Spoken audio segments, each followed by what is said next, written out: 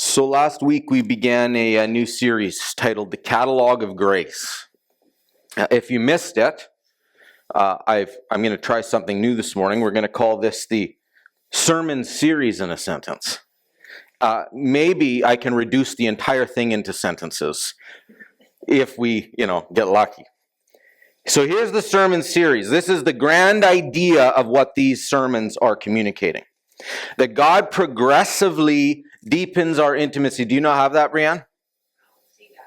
At all? Maybe I didn't put it in there. Sorry. It's just for me. It's just so I know what we're doing. So God progressively deepens our intimacy. Progressively deepens our intimacy with Him by moving us through names, titles, from the rigorous terms of disciple, to the shared life of a friend, to the secure belonging of a child, and finally to the unbreakable union of the bride.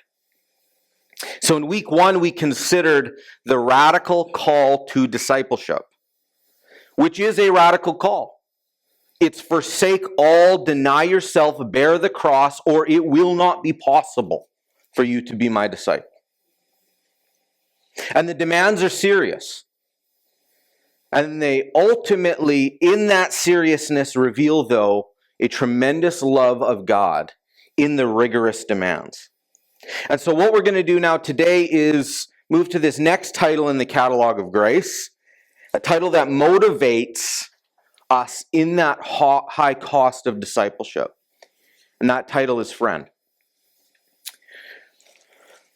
So, permission to speak honestly.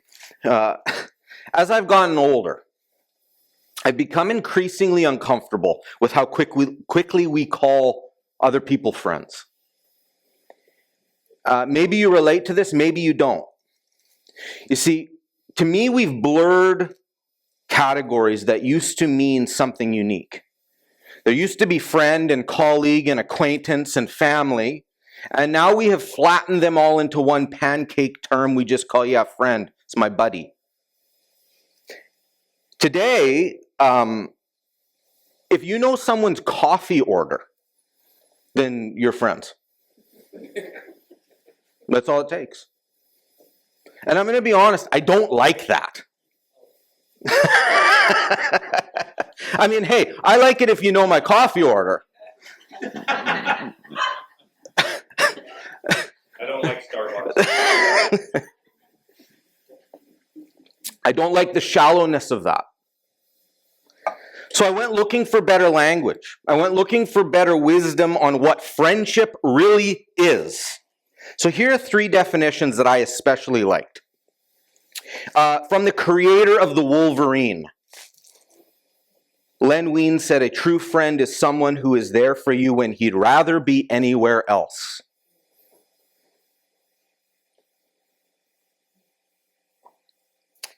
Writer and philosopher Albert Hubbard said, a friend is someone who knows all about you and still likes you. And we laugh, but it's true.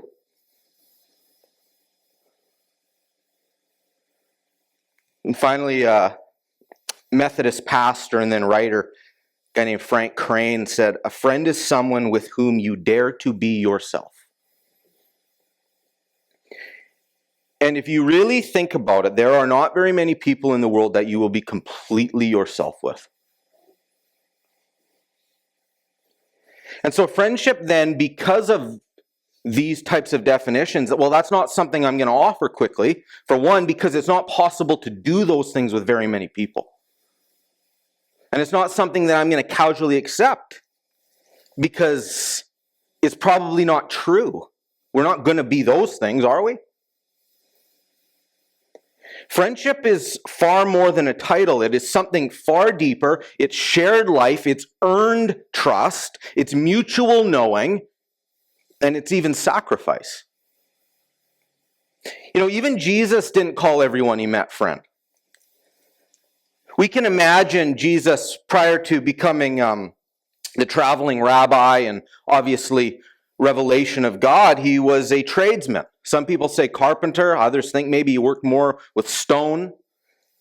But we can imagine as Jesus toured the first century trade shows, he shook a lot of hands. And those people didn't all become his friends. We can imagine as he launched his boat for another day of fishing, he shook a lot of hands at the dock. They didn't all become his friends. Even his title that Matthew uses and Luke uses, which is that Jesus is a friend of tax collectors and sinners. He's a friend of tax collectors and sinners, implies that he wasn't the friend of someone.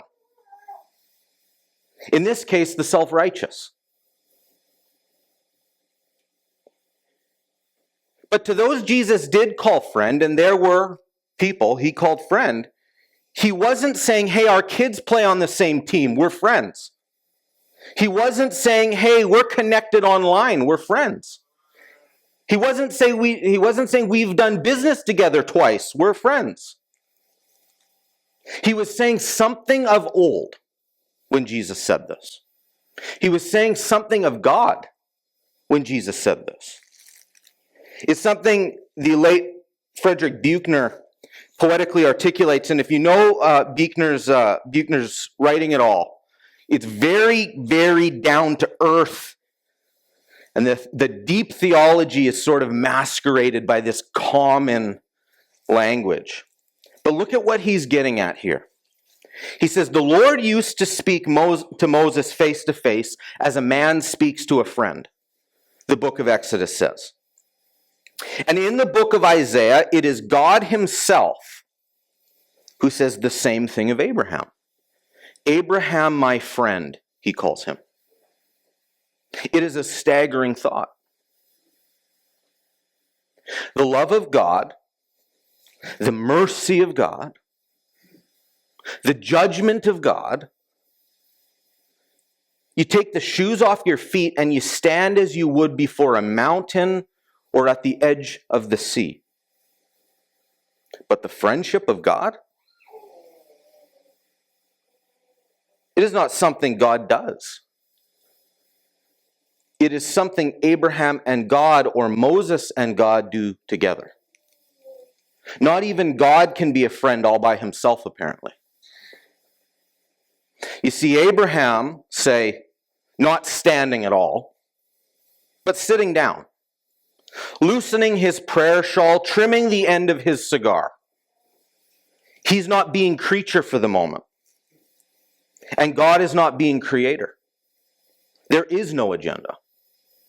They are simply being together, the two of them, and being themselves.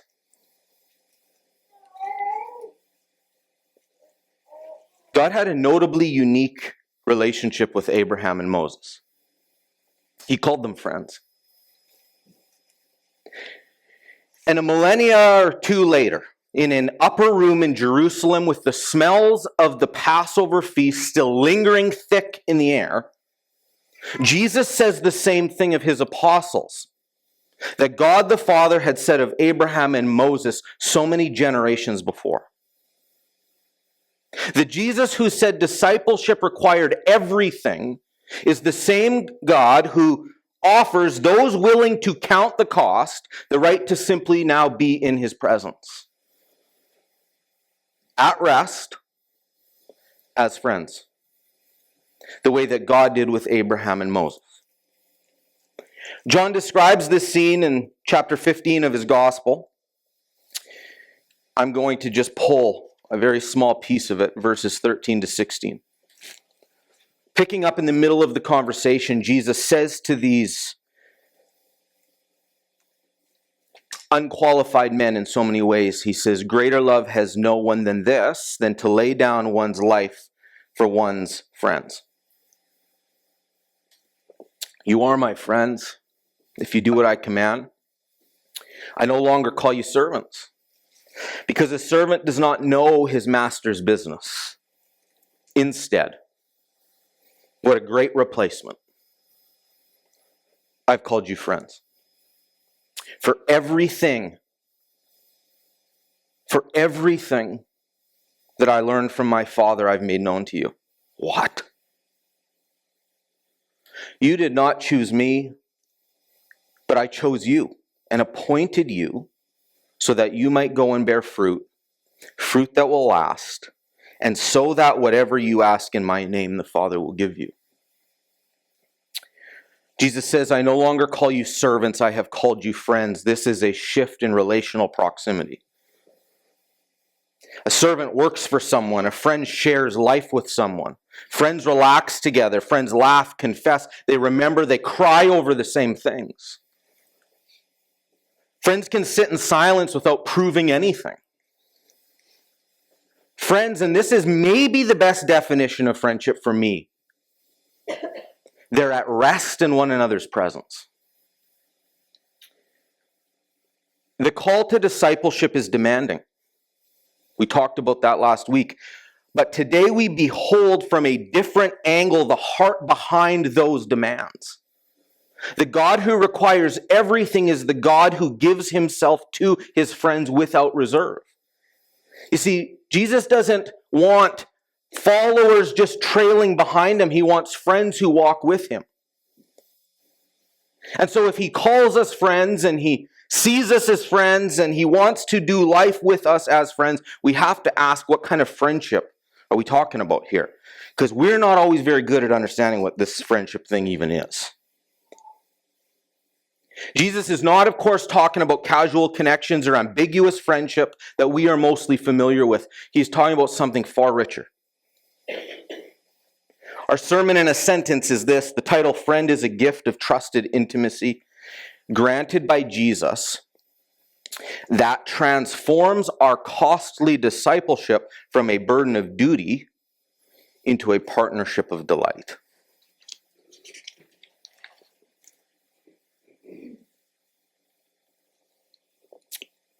Our first consideration is the nature of God's friendship is sacrificial love. Greater love has no one than this, to lay down one's life for one's friends. So the word Jesus uses here for friends is philos, and it's not pal, it's not buddy, it's not bro. It's not even someone I get along with, it's not acquaintance. It means beloved companion. One who is welcomed into my inner life. This is not a casual relationship, this is a holy friendship. And it's a friendship in which sacrifice will be the proof that it is in existence and that it is real. In the time of history that Jesus spoke these words to these men, there was a cultural or societal hierarchy of sacrifice. Not just generally speaking, like in the sense that some philosophers talked about this. It was culturally understood. There's a hierarchy of how we sacrifice. And it actually went like this. At the bottom was the soldier who would die for the king out of honor. Well, that was a level of sacrifice that was respected and even necessary. And then from there, it went to the citizen who would die for the nation out of duty. And then you had the third, which was a relative who would die for family out of loyalty to them. And then at the very top of the sacrifice hierarchy is something far rarer and far greater, dying for a friend.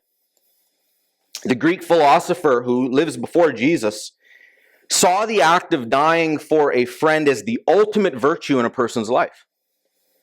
In his Nicomachean Ethics, Aristotle actually said that sacrificing your life for a friend was the most purely voluntary and noble act of love a person could perform. Because it was done for no reason other than desire, other than pure willingness. All the other types of sacrifice, there was duty or there was obligation, there was expectation that you would do this. But friendship didn't demand that. So if you died for your friend, it was just because you wanted to. And so when Christ calls his disciples friends, and then he says, and I'm going to lay down my life for you, he's not only fulfilling a duty to God, which he most certainly is, he's obedient to the Father, but he's also to this group demonstrating in their cultural understanding the highest possible form of human love, according to the very virtues that these people had been told to admire. Jesus is saying, if that is the highest form of sacrifice, hold my beer, so to speak. Watch what I'm going to do. But the crazy thing is that Jesus also asks others, his disciples, and yes, us, to do this for each other, but also for him. And so to be called a friend of Jesus and then told to die to self for him is to find then within that sacrificial realm a love that transforms costly discipleship from that burden of duty, an obligation, expectation, actually into a relationship, a partnership of joy and delight. Because Christ calls us friends and dies for us, and then we call him friend and die to self for him, then our service is not cold military duty to a distant king. It is not just family obligation to a sick sibling or a child or a parent. Dying for Jesus and him for us is a chosen act of love done for our closest companion. I hope, obviously, that all of us die for only one friend, Jesus. And don't forget, when Jesus says this, you want to picture the room. You want to feel the tension. You want to hear the sounds and imagine the apostles' faces. He is not philosophizing. Jesus is not being Aristotle, the next here. He's hours away from his own cross when he's saying these words to these people. He's not speaking theoretically. He is announcing prophetically what he's about to do. Which tells us something so important that we both want to learn, but probably for this group gathered, remember that our obedience does not earn Jesus' friendship. Did you hear me? Our obedience does not earn his friendship. His sacrifice is what establishes it. The obedience is the proof of it. It's not what earned it. It's what expresses it. We do not become the friends of Jesus because we do this. We become the friends of Jesus because he did this for us. We learn to love him well because he has first shown us the greatest love. We can think of it something like this. The cross not only saves us, but the cross teaches us how to be with God. It shows us at a sacrificial relational level how we do this. How he invites us in, how we love him in return, how we love others. And once we learn to be with Jesus, then what tends to happen, and we see this with the apostles especially, and then others like Paul and Timothy and others along the way, is when you spend time with Jesus, you learn to become like Jesus. You don't become like Jesus if you're not with Jesus.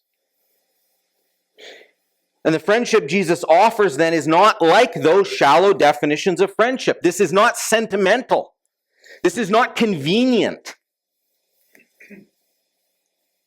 It's not surface level. This is costly and loyal, self-giving love. It's friendship that is proven with blood and nails and a cross. It's costly. It's loyal. It's self-giving love. And so if that's the nature then of God's friendship, costly and sacrificial, then we want to ask, what does it mean then to actually live as his friends? Which leads, of course, to our second point, that friendship with God is marked by shared knowing, not mere obedience.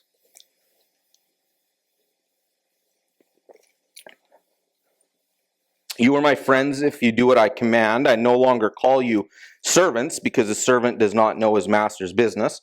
Instead, I've called you friends. For everything that I learned from my Father, I've made known to you. There's a famous anecdote that captures what Jesus is talking about here quite well. Some speculate that it actually may be mostly true, but as legends tend to go, as it's been passed down through generations, probably some myth has moved into it. But the anecdote works, whether it's true or not. And it goes something like this. One of the great architects, builders is Sir Christopher Wren. And this guy is put in charge of rebuilding St. Paul's Cathedral in London, the 1600s. It had been destroyed by the Great Fire of 1666. You all remember that, I'm sure. And Wren reportedly walked among the workers as they're rebuilding this structure. And he approached 3 different stonemasons. And he asked each one of them the same question. What are you doing? The first stonemason looks up and grumbles and replies, I'm cutting stone, which I love. And it's hard and it's miserable. And the second stonemason paused, wiped the sweat from his head, and replied, I'm cutting this stone for 6 shillings a day. So we get a little bit more here.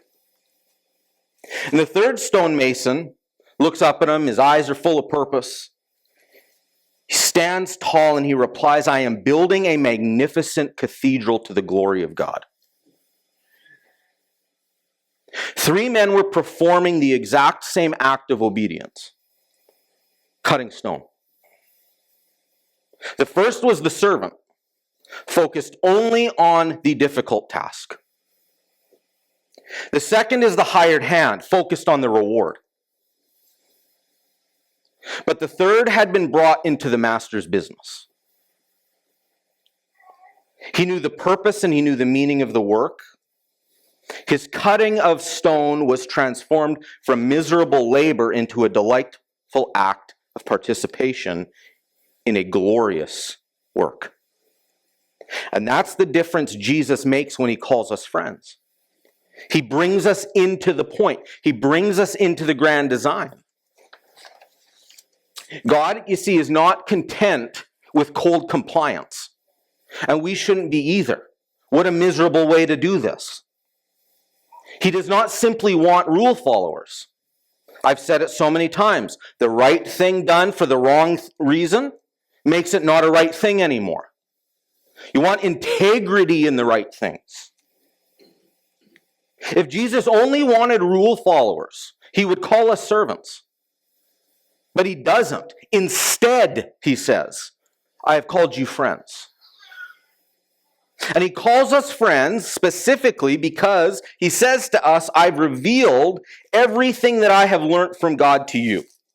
I love this. I have told you, I have let you in on the inside information. The same way the Father brought me into the inside information, I have brought you in. You know the inside info.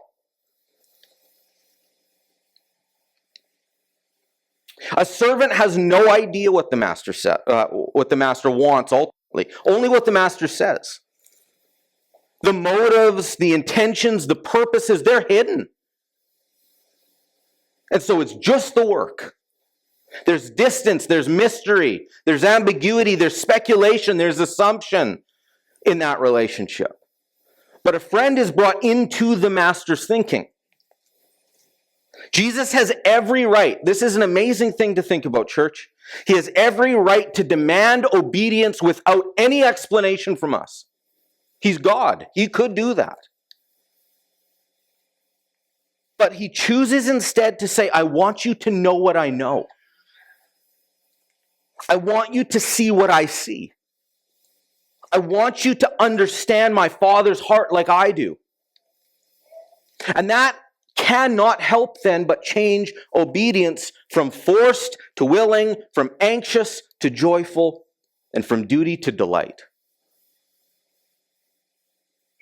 And from servant or even student or apprentice to friend of God. In a great little book called Thirsting, a Kiwi, Strahan Coleman says this: ultimately, friends are at rest in each other's presence. They enjoy being together. Jesus telling the disciples they were friends didn't override their identity as disciples. It informed it, and it shaped it. The kind of discipleship we experience in Christ involves our being as well as what we're doing. And I like that this observation clears something up that we so often muddy. That obedience doesn't earn friendship. It expresses it. We obey as disciples not to become Jesus' friends. We obey as disciples because we are his friends. We walk with him as disciples, but loved like beloved companions. We're student friends. We're apprentice friends. People who've been told his heart, trust his will, and then we gladly align our lives with his. If you've ever been apprenticed by anybody, like your high school shop teacher, your high school cosmetics teacher, and then you go on and you meet someone who becomes not just the mentor, but the person that pours into your life for decades. You know the difference between this is how you do the job, and I'm going to invite you into my life and show you how to do the job. There's a huge difference what we take away from those two experiences. And so a friendship with God means shared life and then shared knowing. Then the last thing Jesus shows us is friendship with God is not only deeply personal, it's also deeply purposeful. Friendship with Jesus is actually meant to overflow to others. You did not choose me, but I chose you and appointed you so that you might go bear fruit, fruit that will last. Like, what a promise, I was thinking about this morning. Fruit that will last. Most of our lives are about trying to preserve what's dying and not lasting. Most of us are trying to hold on to something. The last 7 dark hairs in my beard. Nothing lasts. But would you go and bear fruit that will last? I just need to put that in there. It's like, wow, Jesus, that seems like an afterthought, but that is incredibly significant. And so that whatever you ask in my name, the Father will give you. The ultimate expression of God's love in calling us friend is then this immediate commissioning that comes from it. Jesus wants his friends to know that it's not a private, cozy club. Rather, it's a friendship that is going to overflow. A love that, by its very nature, seeks to bring others in as well. And this verse begins with like a double affirmation of grace. First, Jesus says, you did not choose me, but I chose you. And so the affirmation is that our friendship is unearned. Jesus said, I want you, before we ever said, I want you. This is God's initiative. That's an expression of grace. And because of that, then it's also something that is empowered by God's life, his power, his authority, but also his purpose, which is the second affirmation of grace.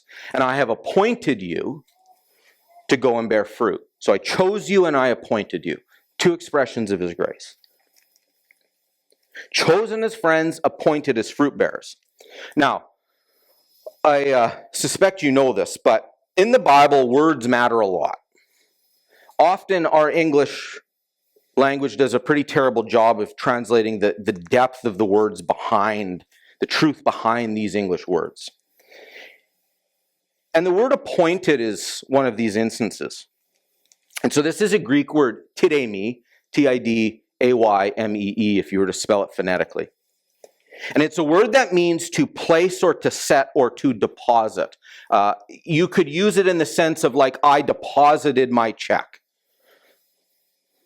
It's talking about a simple event that has taken place and now it's completed. You wouldn't use this word with any kind of reference to how long it's going to take, what the starting point is, or what the end point of the action is. You would just say it just has happened and it's done. It's difficult to explain because in the Greek language, all their verbs have unique tenses. And so the tense of this is just that it's happened and it's over. That's all you need to know. It's presenting an action as like a snapshot or even just this one simple event that's already taken place, okay? And so why this matters is because Jesus is not saying he has commanded us to do mission.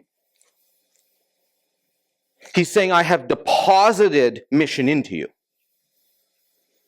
I've placed it in you. That's what the word appointment means here. Deposit. Now here's the cool part. He uses the same word, that same Greek word earlier, to describe his sacrificial death for others, when he says to lay down one's life for a friend. Same word. Jesus says that his ultimate action of dying on the cross is a deliberate placing or setting down of his life. Snapshot, boom, complete. But he's also saying that this act is what established our friendship. Greater love has none than this, that I would place or deposit my life down and friends would come out of it. But then 3 verses later, he says, you did not choose me, I chose you and I appointed you. So he said, I placed my life onto the cross and died for you, and now I've deposited mission into you. Now, the double use of this word here is not a coincidence. It's not a double use because Jesus had a small vocabulary. He uses it twice on purpose because there's connection in the laying down and in the appointment.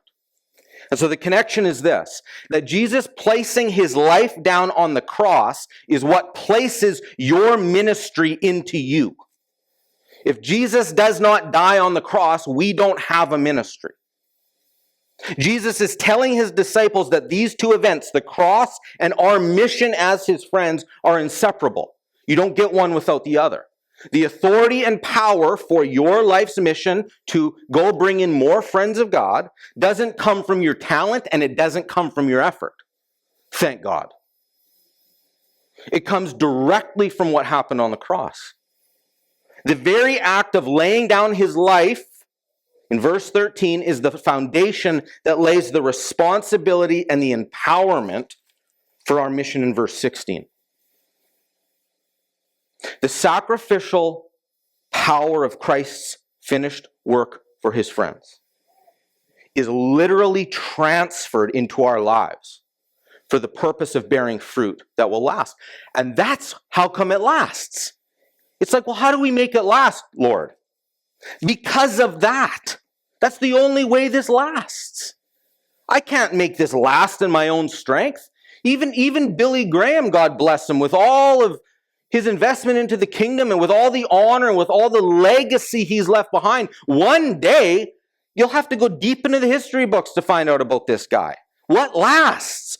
Only those works about Jesus. Only those works for Jesus, empowered by the cross, deposited into you to empower you. And that is a seriously radical friendship. I mean, we get excited when someone deposits $10 into our pocket. This is a friendship that is never only about closeness, then it's also about commissioning. Empowered by his finished work. Empowered by my effort? No. Empowered by my creativity? No. Empowered by my desire? No. Empowered by his finished work. And then the purpose then of this commissioning, right, is to go and bear fruit. What does that mean? It's funny, commentators and scholars argue about this. And I don't really know why, because I'm not that smart. And this is not that hard to figure out. To me, bear fruit, it's comprehensive. So first of all, it includes our character stuff, our holiness, our integrity, our love. But it's also linked, obviously, to going and remaining. And so the focus is on mission and the expansion of God's kingdom, but as we're connected to Jesus. And so the fruit is what we're doing for Jesus, but also how we're growing in Jesus, how we're becoming like him. It's not one or the other, it's all of it. All of it matters. If you consider our human friendships, the deepest ones sometimes become sort of insulated and they're safe and they may be intimate, they may even be sacred, but they might be closed off and they might be stagnant. But Jesus' friendship is entirely different. It loves us, but it also loves others through us. And that love can't be contained. I mean, it's hard to do, even if you wanted to. Because it's always seeking, because it's empowered by the cross, to bring more people in. It's not just about hanging out, thank God. It's about bringing others into this sacrifice story.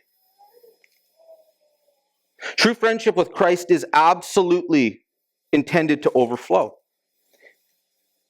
And, I don't know why, but I just felt like I need to say this, which does, don't reduce this to the simple terms of being hospitable. It means loving people like their life depends on it. The point is friendship, not for friendship's sake, but for the sake of Christ. That's the point of friendship as a Christian. Do you know Jesus?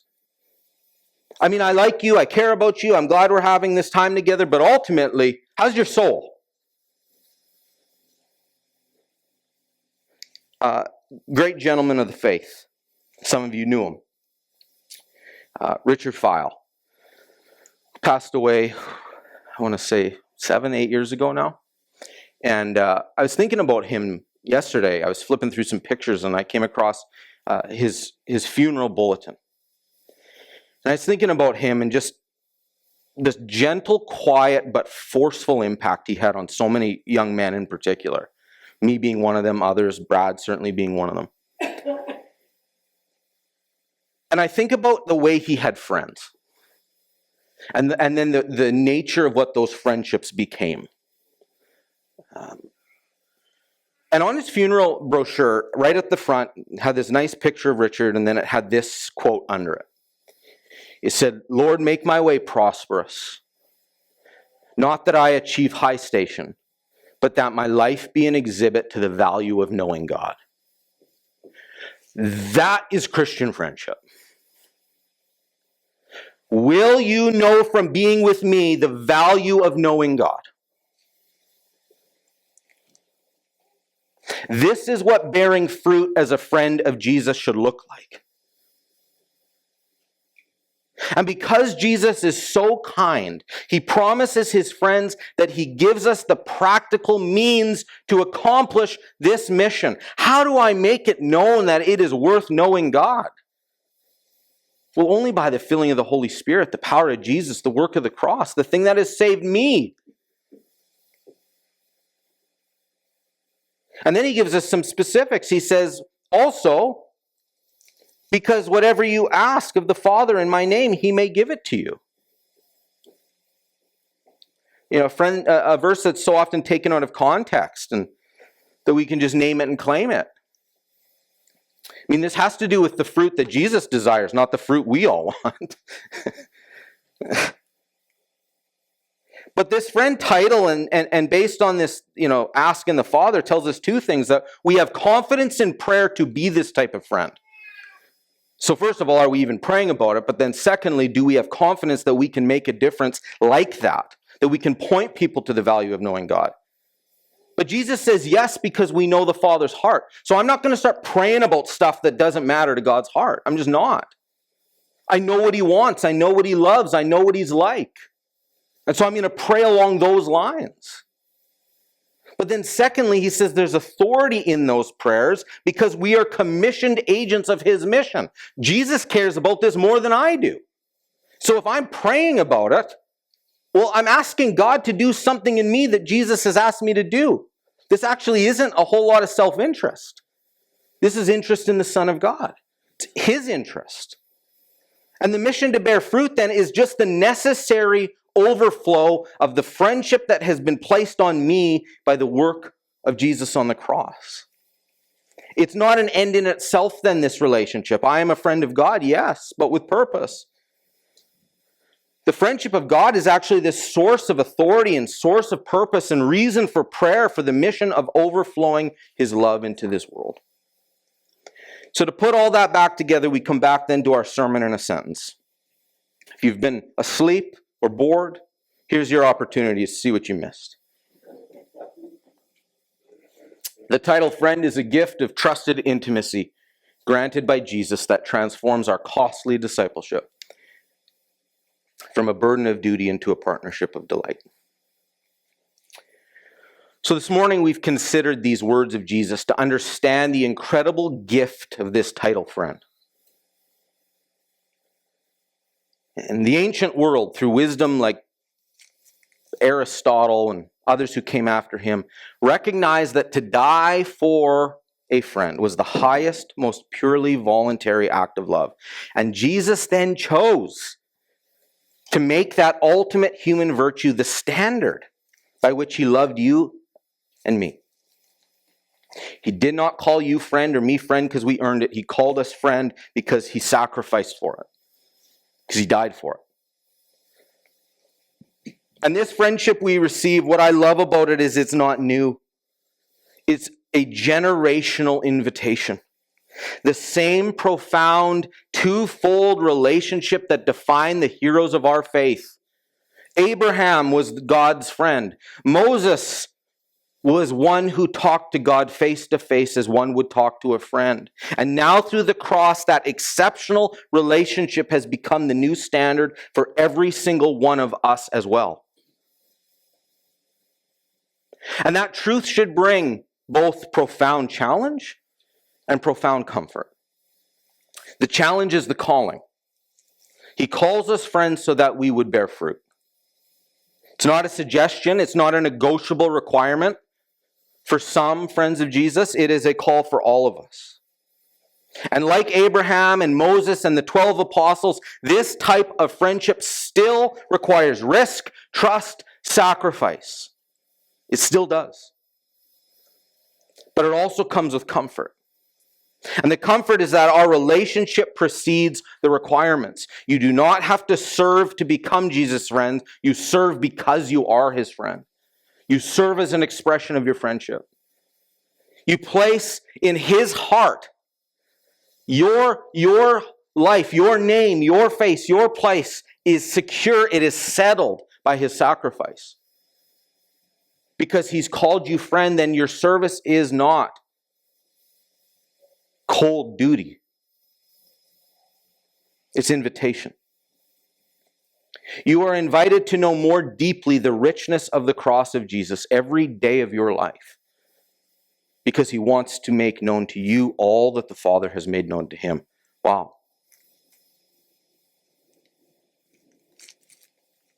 So church, when the world calls everyone friend, we really need to understand the staggering difference.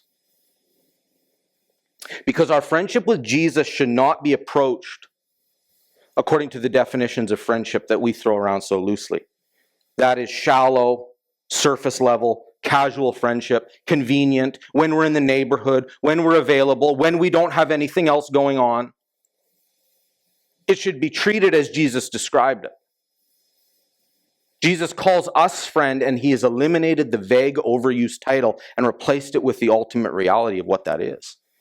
We are no longer defined in this relationship by who likes us or finds our company fun or shares our hobbies, but by who died for us.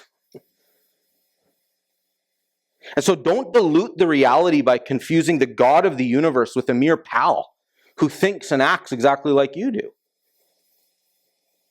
Instead, the invitation is to go forward knowing that you are part of the great company of those who are both sinners and also friends of God.